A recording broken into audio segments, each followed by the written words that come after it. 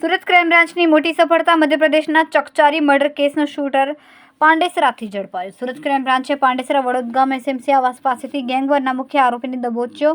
મધ્યપ્રદેશના દેવાસમાં થયેલી સામસામે ફાયરિંગ અને હત્યાના ગુનામાં છેલ્લા કેટલાક દિવસોથી ફરાર આરોપી હતો. ઝડપાયેલા આરોપી રાહુલ ઉર્ફ શૂટર અગાઉ પણ આર્મ્સ એક્ટ સહિતના ગંભીર ગુનાઓમાં સંડોવાયેલ હોવાનો ખુલાસો થયો છે. સુરત ક્રાઇમ બ્રાન્ચે આરોપીની ધરપકડ કરીને વધુ તપાસ હાથ ધરી છે. સુરત શહેર ક્રાઇમ બ્રાન્ચના ઉપરી અધિકારીઓ દ્વારા અસામાજિક તત્વોની દિવસ દરમિયાનની પાંડેસરા વિસ્તારની અંદર કોમ્બિંગ રાખવામાં આવેલી હતી. જે કોમ્બિંગની અંદર 60 થી 70 જેટલા જૂના શરીર સંબંધી ગુનાઓ કરેલા આરોપીઓ ને રાઉન્ડ અપ કરી અને એમના ડોઝિયર ભરવામાં આવેલા હતા. એ દરમિયાન સમગ્ર ક્રાઇમ બ્રાન્ચની ટીમને 2 છરા 135 કરેલ છે અને એક મધ્યપ્રદેશ રાજ્યના દેવાસ જિલ્લાના નાહર દરવાજા પોલીસ સ્ટેશનના અંદર 17/5/2026 ના રોજ બનેલ હત્યાનો ગુનાનો એક વોન્ટેડ આરોપી નામ છે રાહુલ ઉર્ફે શૂટર રાજેન્દ્ર ચૌહાણ.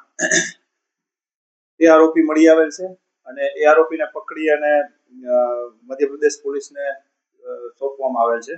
એ બનાવમાં એક 2 ગેંગો છે, રિતિક વિકાસ સિયોટે, મોનો સિયોટે, વરુણ બાલી, બિપિન બાલી અને સિદ્ધાર્થ ગટ્ટુ અને પકડાઈ જનાર રાહુલ ઉર્ફે શૂટર રાજેન્દ્ર ચૌહાણ.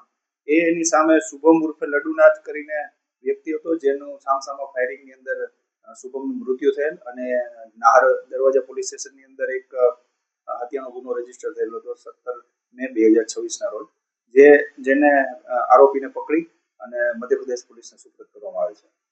કેમેરામેન સેનલ વિરાણી સાથે વિશાલ થેટા, માનવ પ્રભા ન્યૂઝ, સુરત.